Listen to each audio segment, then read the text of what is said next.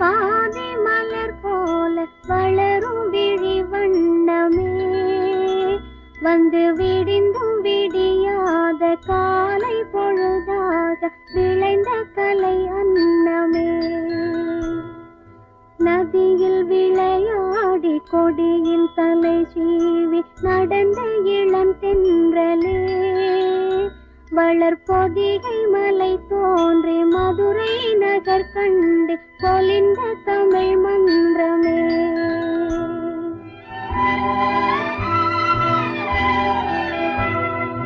மலர்ந்து மலராத பாதி மலர் போல வளரும் விழி வண்ணமே